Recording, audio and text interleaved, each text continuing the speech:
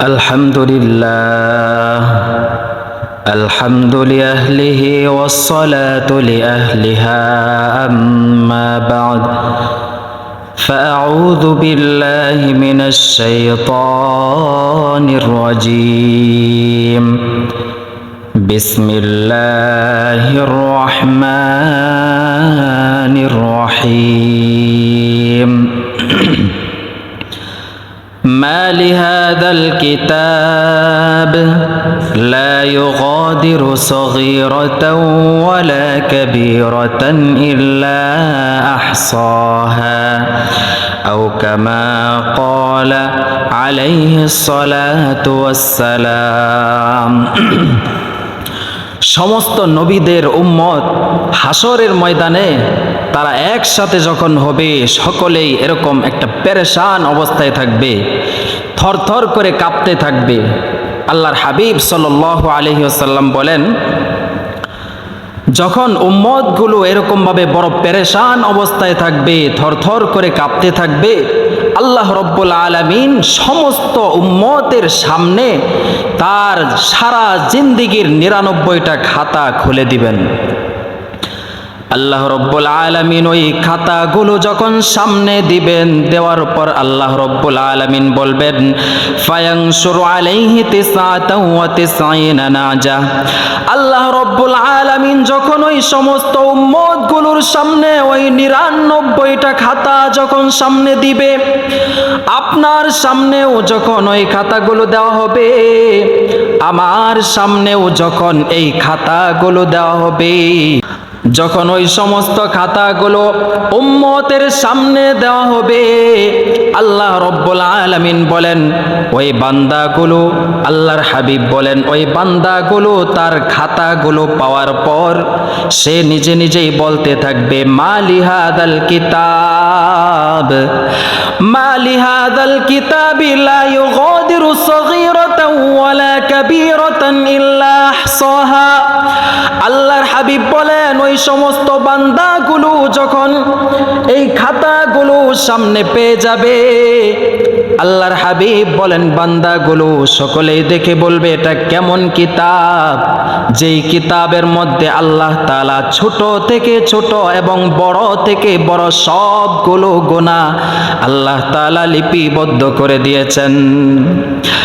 এরপর আল্লাহ রব্বুল আলামিন ওই সমস্ত বান্দাগুলোকে জিজ্ঞাসা করবে, রে বান্দা, আতুনকিরু মিন হাযা শাইআ, এই খাতাগুলোর মধ্যে যা কিছু লেখা হয়েছে কোনো কিছু কি তুমি অস্বীকার করতে পারবে? বান্দা বলবে, লা ইয়া রব, না, যথার্থই লেখা হয়েছে, যা কিছু লেখা হয়েছে অস্বীকার করার মতন কোনো কিছু নাই। আল্লাহ রব্বুল আলামিন ওই বান্দাকে এরপর জিজ্ঞাসা করবে, রে বান্দা, লা যুলমা আলাইকাল ইয়াউম, বান্দারে ওই সমস্ত কিতাবগুলো লেখার সময় ডান কাদের ফেরেশতা বাম কাদের ফেরেশতারা যখন তোমার এই সমস্ত কিতাবগুলো লেখছে, তখন কি কোনো ধরনের জুলুম করা হয়েছে কিনা? বান্দা তখন বলবে, লা ইয়া রব, আল্লাহ, ফেরেশতারা এই সমস্ত কিতাবের মধ্যে যা কিছু লেখছে সব কিছু যথার্থ লেখছে। এই কিতাবগুলো লিখতে চায় ডান কাদের ফেরেশতা বাম কাদের ফেরেশতা তারা কোনো ধরনের জুলুম করে নাই। আল্লাহ রব্বুল আলামিন বলবে, বান্দারে এই সমস্ত খাতাগুলো ফেরেশতারা যে লিখছে এতে কি তোমার ভিন্ন কোনো মত আছে কিনা? বান্দা বলবে, লা ইয়া রব, আমার ভিন্ন ধরনের কোনো মত নাই। আমি জীবনে সারা জীবনে যা কিছু করেছি ফেরেশতারা যা কিছু লিখেছে কোনো জুলুম করে নাই, সব কিছুই যথার্থ লিখেছে। আল্লাহর হাবিব সাল্লাল্লাহু আলাইহি ওয়াসাল্লাম বলেন, ওই বান্দাকে আল্লাহ তাআলা এরপর জিজ্ঞাসা করবে, রে বান্দা, এই কিতাব, এই ৯৯টা কিতাবের মধ্যে তোমার যেই সমস্ত সারা জিন্দেগীর ছোট এবং বড় আমলগুলো লেখা হয়েছে, এর মধ্যে তুমি তো তাকায়া তাকায়া সব কিছু গুনাহ লেখা হয়েছে, এই সব কিছু তুমি দেখেছ, কিন্তু আল্লাহ রব্বুল আলামিন বলেন, এরে বান্দা, কিন্তু আমি আল্লাহ ওই কিতাবগুলোর মধ্যে তোমার ছোট্ট একটা নেকির আমলও দেখতে পেয়েছি। সুবহানাল্লাহ। আল্লাহ রব্বুল আলামিন ওই বান্দাকে বলবে, বান্দা, ওই 99টা কিতাবের মধ্য থেকে আল্লাহ রব্বুল আলামিন ওই বান্দাকে ছোট্ট একটা কাগজের টুকরা নেওয়ার জন্য বলবে। বান্দা যখন ওই ছোট্ট একটা কাগজের টুকরা নেবে, তখন বান্দাকে আল্লাহ তাআলা বলবে, বান্দারে, মিজানের পাল্লায় ওই কাগজটা রাখো। আল্লাহ রব্বুল আলামিনকে বান্দা জিজ্ঞাসা করবে, আল্লাহ, এই 99টা খাতার মোকাবেলায় সাধারণ এই ছোট্ট একটা কাগজের টুকরা এটা কিভাবে বার হবে? আল্লাহ রব্বুল আলামিন বলেন, বান্দারে, আমি তো তোমাকে বলেছি লা যুলমা আলাইকাল ইয়াউম, আজকে এই কিয়ামতের ময়দানে তোমার উপর কোনো ধরনের জুলুম করা হবে না। বান্দা যখন আল্লাহ রব্বুল আলামিনের হুকুম অনুযায়ী ওই 99টা কাগজের ভিতর থেকে, 99টা খাতার ভিতর থেকে যখন ছোট্ট একটা টুকরা বের করবে, মিজানের পাল্লায় রাখবে, আর মোকাবেলায় 70টা খাতা, 99টা খাতার মোকাবেলায় ওই ছোট্ট একটা কাগজের টুকরা যেখানে কালেমায়ে শাহাদাত লেখা, ওই কাগজের টুকরার পাল্লাটাই ভারী হয়ে যাবে। সুবহানাল্লাহ। শুধু কি তাই না, বরং আল্লাহর হাবিব সাল্লাল্লাহু আলাইহি ওয়াসাল্লাম বলেন, কিতাবের মধ্যে আসছে, নবীজি সাল্লাল্লাহু আলাইহি সাল্লাম বলেন যে আল্লাহ রব্বুল আলামিন এই কালিমায়ে তয়্যিবা নামক যেই কালিমাটা আছে, এই কালিমার এত মূল্যায়ন করেছেন, আল্লাহ তাআলা এত দাম দিয়েছেন, এত মর্যাদা এই কালিমা তয়্যিবার।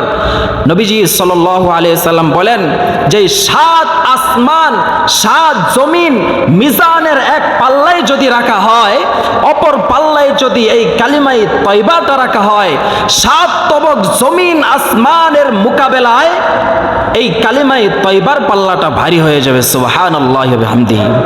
আল্লাহর হাবিব সাল্লাল্লাহু আলাইহি সাল্লামের এক হাদিস, আস-সহিহুল মুসনাদ মিম্মা লাইসা ফিস সহিহাইন, আল্লামা আবু আব্দুর রহমান আল ওয়াদি ওনার এক কিতাবের মধ্যে লেখেন, আল্লাহর হাবিব সাল্লাল্লাহু আলাইহি সাল্লামের হাদিস 801 নম্বর হাদিস। হাদিসের মধ্যে বলা হয়েছে, আল্লাহর হাবিব সাল্লাল্লাহু আলাইহি সাল্লাম একদিন তার কামরায় গেলেন, যেখানে আম্মাজান হযরতে আয়েশা সিদ্দিকা রাদিয়াল্লাহু তাআলা আনহা যেই কামরায় অবস্থান করছিলেন। এমন সময় নবীজি সাল্লাল্লাহু আলাইহি সাল্লাম যখন কামরায় প্রবেশ করলেন, যাওয়ার পর দেখলেন আম্মাজান হযরতে আয়েশা সিদ্দিকা রাদিয়াল্লাহু তাআলা আনহা হাউমাউ করে কান্না করতেছে। নবীজি জিজ্ঞাসা করলেন, হে আয়েশা, তুমি কেন কান্না করতেছো? আম্মাজান হযরতে আয়েশা সিদ্দিকা রাদিয়াল্লাহু তাআলা আনহা ডাক দিয়ে বলে, ইয়া রাসূলুল্লাহ, ওই জাহান্নামের কথা আমার অন্তরে খুব নাড়া দিয়েছে, ওই জাহান্নামের কথা আমি মনে করে করে কান্না করতেছি। আল্লাহর হাবিব সাল্লাল্লাহু আলাইহি ওয়াসাল্লামকে হযরতে আয়েশা সিদ্দিকা রাদিয়াল্লাহু তাআলা আনহা জিজ্ঞাসা করে, ইয়া রাসূলুল্লাহ, ওই কিয়ামতের কঠিন ময়দানে আপনি কি আপনার পরিবারকে চিনবেন নাকি? দেখেন কত সুন্দর একটা প্রশ্ন করছে, আবেগময় একটা প্রশ্ন। আম্মাজান বলেন, ইয়া রাসূলুল্লাহ, ওই কিয়ামতের কঠিন ময়দানে আপনি কি আমি আয়েশাকে চিনবেন? নবীজি বলেন, হে আয়েশা, ওই কিয়ামতের ময়দানে 3টা জায়গা এমন আছে, 3টা সময় এমন আছে, যেই 3টা সময়ে কেউ কাউকে চিনবে না। যখন নবীজি এই কথাটা বললেন, আম্মাজান আয়েশা সিদ্দিকা আরো জোরে জোরে হাউমাউ করে কাঁদতে শুরু করলেন। নবীজি এবার বলেন, হে আয়েশা, তুমি কেন এত জোরে জোরে হাউমাউ করে কান্না করতেছ? কে কান্না করে? কে কান্না করে? এমন এক ব্যক্তি কান্না করে, তিনি হলেন আম্মাজান হযরতে আয়েশা সিদ্দিকা, যার ব্যাপারে তিনি কে একটু শুনে রাখেন, যার ব্যাপারে আল্লাহ রব্বুল আলামিন তার পবিত্র কোরআনে কারিমে আয়াত বর্ণনা করে দিয়েছেন। আম্মা জান হযরত আয়েশা সিদ্দিকা রাদিয়াল্লাহু তাআলা আনহার পবিত্রতার ব্যাপারে আল্লাহ তাআলা নিজেই কোরআনে কারিমের আয়াতে বর্ণনা করে দিয়েছেন। শুধু তাই নয়, কে কান্না করতেছেন? আল্লাহর হাবিবের একটা হাদিসের মধ্যে বলা হয়েছে, সারা পৃথিবীর সমস্ত সাহাবাই কারামের ইলমকে যদি এক পাল্লায় রাখা হয়, সারা পৃথিবীর কিয়ামত পর্যন্ত যত আলেমগণ আসবেন, ওই সমস্ত আলেমদের ইলম যদি এক পাল্লায় রাখা হয়, সমস্ত সাহাবীদের ইলম এক পাল্লায়, আর সমস্ত আলেমদের ইলমও ওই পাল্লায়।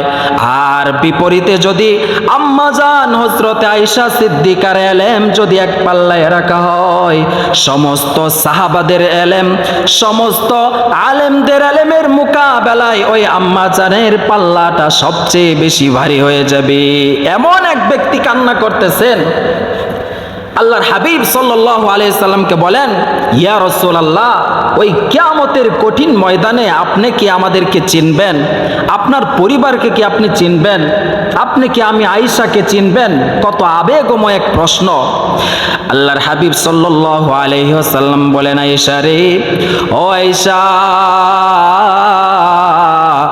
ওই কিয়ামতের কঠিন ময়দানে তিনটা জায়গায় মানুষ যখন সবচেয়ে বেশি বিপদে পড়বে, এক নাম্বার জায়গা হলো আইন্দাল মিজান, ওই মিজানের পাল্লার কাছে যখন আমলনামা হাতে আসবে, আমলনামাটা ডান হাতে আসলো নাকি বাম হাতে আসলো, নাকি আল্লাহ রব্বুল আলামিন পেটটা ছিদ্র করে পিছন দিক দিয়ে হাত নিয়ে ওই দিক দিয়ে আমলনামা দিল, এটা যতক্ষণ পর্যন্ত নিশ্চিত না হবে ততক্ষণ পর্যন্ত মানুষ কেউ কাউকে চিনবে না।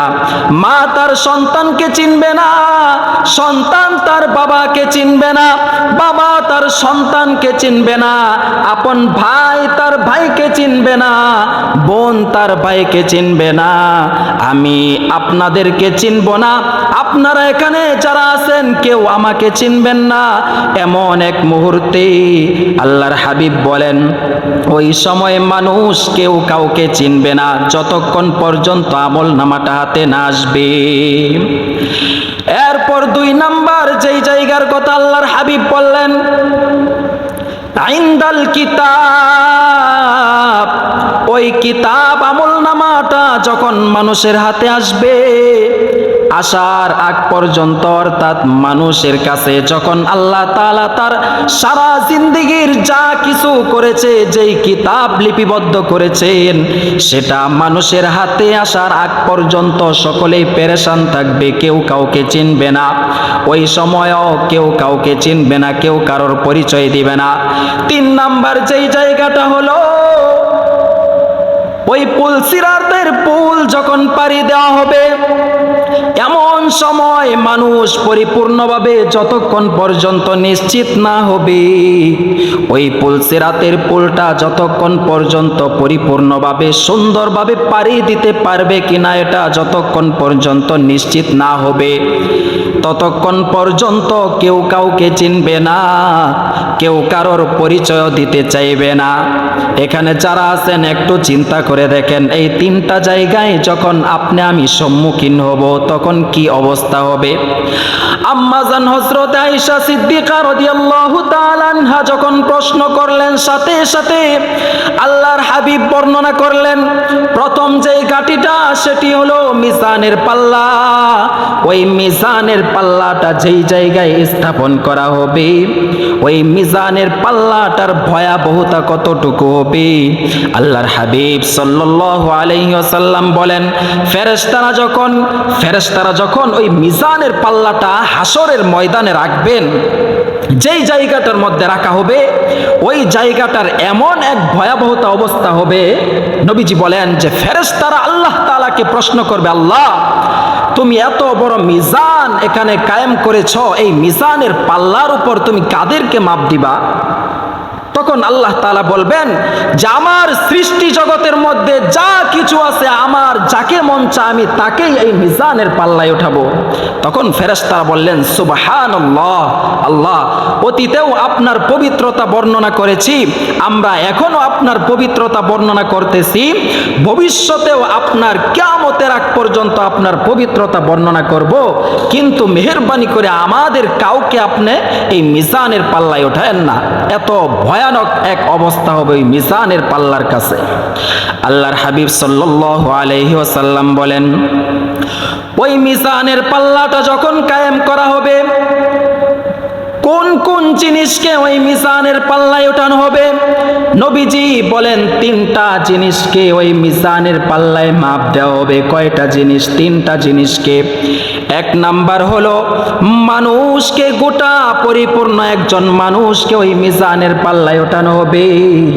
পার্সন হিসাবে এক একজন মানুষকে ওই মিজানের পাল্লায় ওঠানো হবে।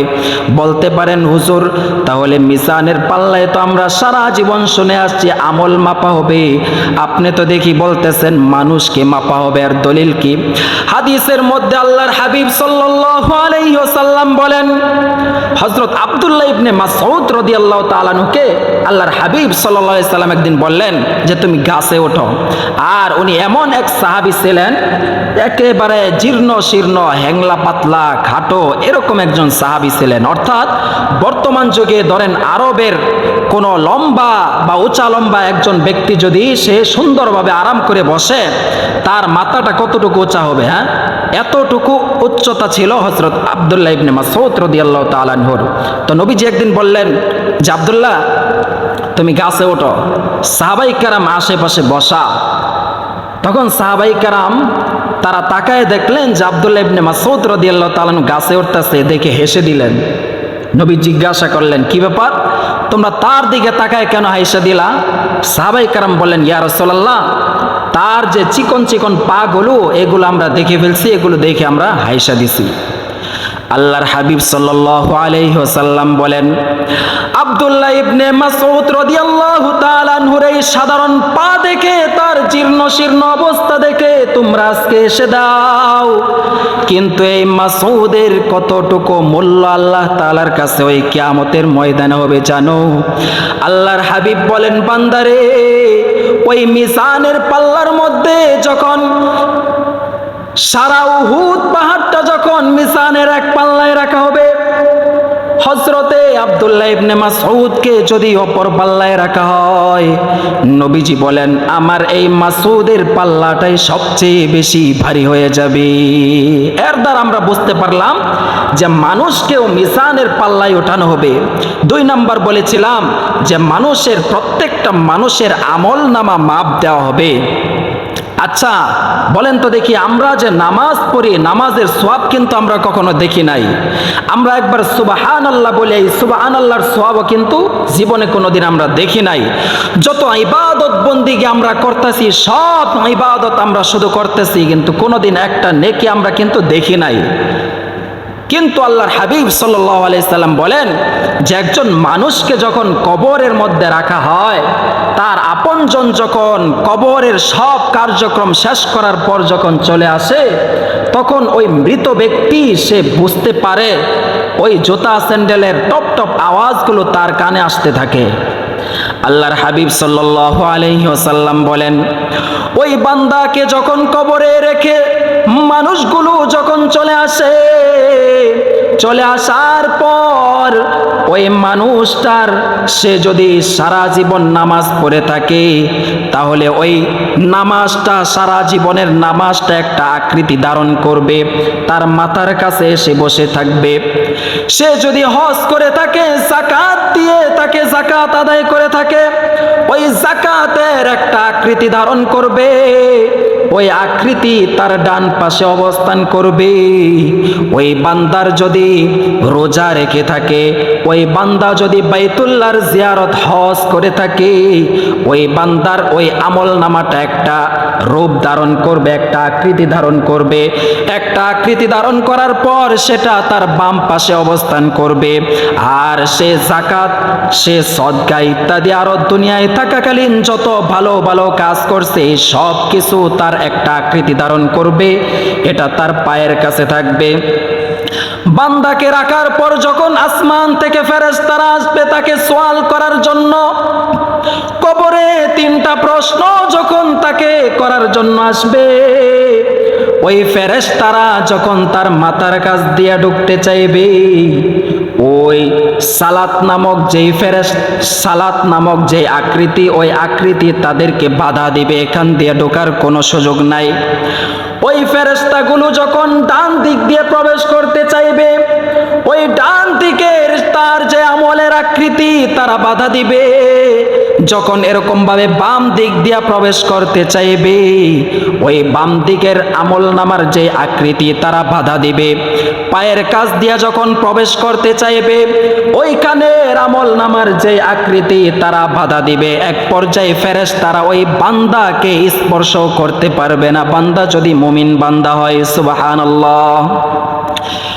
তাহলে আমরা বুঝতে পারলাম ওই মিজানের পাল্লায় 2 নাম্বার যে আমলটা মাপ দেওয়া হবে, প্রত্যেকটা মানুষের আমল মাপ দেওয়া হবে। আর আমরা এই সারা জিন্দেগি ভর যত ইবাদত করতেছি প্রত্যেকটা আমলের এক একটা রূপ আল্লাহ তাআলা দান করবে। ওই রূপের মাধ্যমে আল্লাহ তাআলা মিজানের পাল্লায় তার আমল নামাটা মাপ দিবে। 3 নাম্বার বলেছিলাম, বান্দার সারা জিন্দেগির যত লিপিবদ্ধ করা হয়েছে তার ছোট ছোট গুনাহ এবং বড় বড় গুনাহ, ওই সব কিছুকে আল্লাহ তাআলা ওই 99টা যেই খাতা লিপিবদ্ধ করেছেন, ওই 99টা খাতাকে ওই মিজানের পাল্লায় মাপ দেওয়া হবে। এটা তো প্রথমেই বলেছি। তাহলে আমরা বুঝতে পারলাম যে আল্লাহ রব্বুল আলামিন মিজানের পাল্লায় 3টা জিনিস মাপ দিবেন। 1 নাম্বার হলো প্রত্যেক বান্দাকে মিজানের পাল্লায় উঠতে হবে। 2 নাম্বার হলো বান্দার আমল নামার একটা রূপ দিয়ে একটা আকৃতি দান করার পরে ওই আকৃতিটা আল্লাহ তাআলা মিজানের পাল্লায় উঠাবেন। 3 নাম্বার হলো যে বান্দার সারা জীবনের যত সে যা কিছু করেছে ওই সব কিছুর ছোট থেকে ছোট, বিন্দু থেকে বিন্দু, বড় থেকে বড় সব গুনাহ আল্লাহ তাআলা গুনাহ করুক আর সে সওয়াবের কাজ করুক, এগুলোর দ্বারা যে আল্লাহ তাআলা কিতাব লিপিবদ্ধ করেছেন, ওই 99টা কিতাবকে আল্লাহ তাআলা মিজানের পাল্লায় উঠাবেন। তাহলে আমরা আমাদের কাছে এই বিষয়টা স্পষ্ট হয়ে গেল। কিন্তু আল্লাহর হাবিব সাল্লাল্লাহু আলাইহি সাল্লাম বলেন, হাদিসের মধ্যে বলেছেন, হাসরের ময়দানে মানুষকে যখন ওঠানো হবে, ওই ওঠানোর পর নবীজি সাল্লাল্লাহু আলাইহি সাল্লাম বলেন যে আউয়ালু মা ইউহাসাবু বিহিল আবদু ইয়াউমাল কিয়ামাতিস সালাহ, সর্বপ্রথম হিসাবটা কিন্তু আপনার আমার নামাজের হবে। আমরা ছোট্ট কাল থেকে এই হাদিসটা পড়ে আসছি, মক্তবে পড়ছি। এখানে যারা আছেন সকলে আমরা মক্তবে না পড়ে থাকলেও এই হাদিসটা ছোট ছোট বাচ্চাদের মুখ থেকে আমরা শুনেছি। কিন্তু আল্লাহর হাবিব সাল্লাল্লাহু আলাইহি সাল্লাম যেই কথা বলেছেন এটা অবশ্যই কিয়ামতের ময়দানে আল্লাহ তাআলা প্রতিষ্ঠা করবেন। তাহলে নামাজের প্রতি আমাদের যেই আগ্রহ, এই আগ্রহের দ্বারা যদি আমরা এভাবেই চলতে থাকি অলসতার মাধ্যমে, তাহলে কিন্তু এই নামাজ দ্বারা কিয়ামতের ময়দানে প্রথম প্রশ্নেই কিন্তু আমরা ফেসে যাব। এই জন্য প্রিয় ভাইয়ের আমার, আসুন কিয়ামতের ময়দানে সর্বপ্রথম যেই সওয়াল আপনাকে আমাকে করা হবে যে আউয়ালু মা ইউহাসাবু বিহিল আবদু ইয়াউমাল কিয়ামাতিস সালাহ, যে নামাজের যে হিসাব নেওয়া হবে, এই নামাজের হিসাব দিয়ে যদি আল্লাহ তাআলার কাছ থেকে আমরা প্রথম ঘাটিতে পার হয়ে যাইতে পারি, তাহলে কিয়ামতের ময়দানে বাকি ঘাটিগুলো আল্লাহ তাআলা সহজ করে দিবেন। সুবহানাল্লাহি ওয়া বিহামদিহি।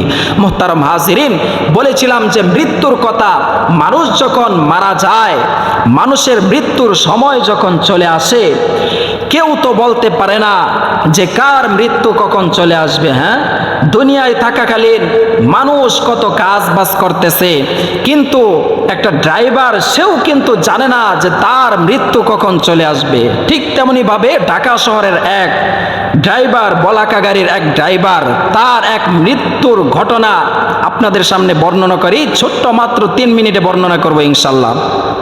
ড্রাইভার গাড়িটা চালাইতেছে, অফিস টাইম। এমন সময় ওই ড্রাইভারের আশেপাশে প্যাসেঞ্জার ছিল, অনেক মানুষ ছিল।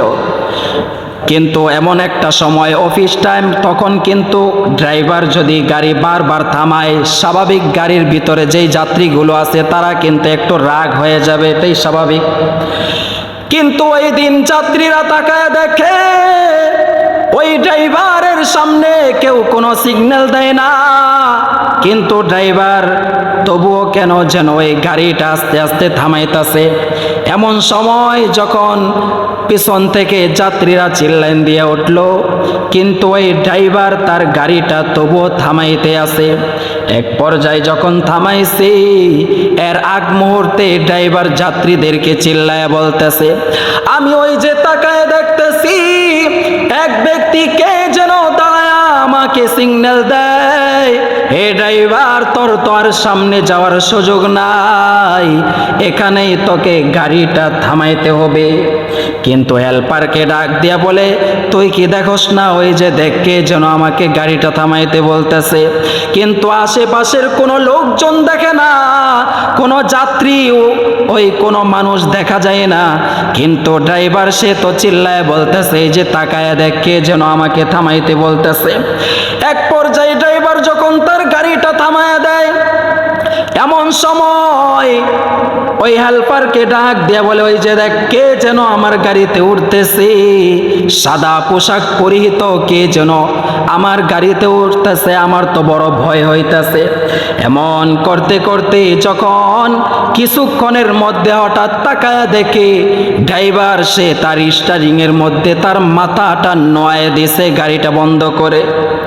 সাথে সাথে আজরাইল এসে তার জানটাকে চু মেরে নিয়ে চলে গেছে। কেই বা জানতো ওই সময় তার জানটা কবজ হয়ে যাবে, কেই বা জানতো তার মৃত্যু ওই সময় চলে আসবে। কিন্তু সে তো অনেক আগে থেকেই দেখতেছে কে যেন তাকে সিগন্যাল দিতেছে, কিন্তু বলতে পারতেছে না তার যে মৃত্যুর সময় চলে আসছে।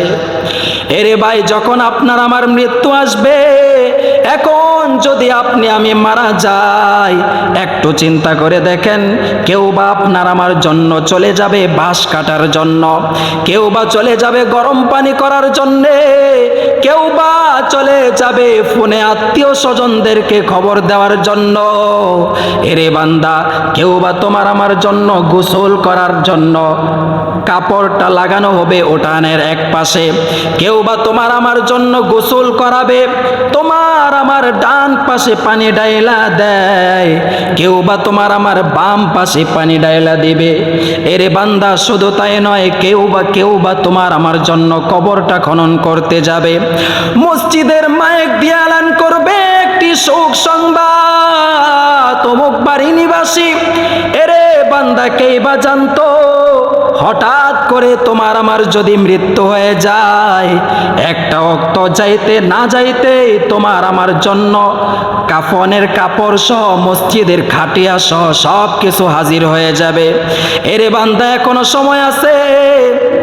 কিতাবের মধ্যে বলা হয়েছে ফেরেশতা আজরাইল আলাইহিস সালাতু ওয়াস সালাম প্রত্যেকটা বান্দার দিকে প্রতিদিন 7 বার করে তাকায়। যেখানে আল্লাহ রব্বুল আলামিনের হুকুম হয়, ওইখান থেকেই সাথে সাথে তার জানটাকে ছু মেরে নিয়ে আল্লাহ তাআলার দরবারে চলে যায়, আসমানের দিকে চলে যায়। এখনো সময় আছে বান্দা, ওই মৃত্যুর সময়টা আসার আগেই পরিপূর্ণভাবে কবরের জন্য প্রস্তুত হয়ে যাও। যখন তোমার আমার মৃত্যু চলে আসবে, তোমার আমার ওই ছোট্ট ছোট্ট মাসুম বাচ্চাগুলো আব্বু আব্বু বলে কান্না করবে, আব্বু আব্বু বলে কান্না করবে, কান্নায় ভেঙে যাবে। তোমার আমার আপনজন বাড়িতে চলে আসবে, তোমার আমার ছোট ভাই বোনগুলো ভাই ভাই বলে কান্নায় ভেঙে পড়বে। কিন্তু তোমার যদি মাসুম ছোট্ট বাচ্চা থাকে, ওই বাচ্চাগুলোকে সান্ত্বনা দেওয়ার মতন কোনো মানুষ তখন থাকবে না।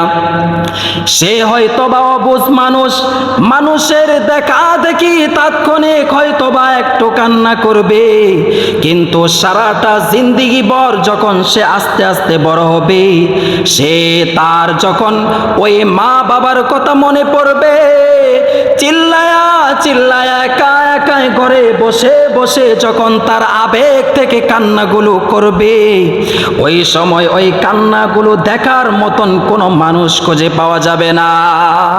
এই জন্য প্রিয় ভাইয়ের আমার, আসুন আল্লাহ তাআলার পক্ষ থেকে মৃত্যু আসার আগেই আমরা কবরের প্রস্তুতি নেই। আল্লাহর হাবিব যে বলেছেন, আউয়ালু মা ইউহাসাবু বিহিল আবদু ইয়াউমাল কিয়ামাতিস সালাহ। সারা জিন্দেগি ভর যদি আপনি আমি আল্লাহ তাআলার মহান হুকুম, রাসূলের হাদিসের নির্দেশ অনুযায়ী এই নামাজটা ঠিক রাখতে পারি, নামাজটা যদি মৃত্যুর আগ মুহূর্ত পর্যন্ত আমরা পড়ে যেতে পারি, আশা করা যায় আল্লাহ তাআলা আপনাকে আমাকে অবশ্যই জান্নাতের মেহমান বানায় দেবেন। সুবহানাল্লাহ। আল্লাহ তাআলা তৌফিক দান করুন, আমিন।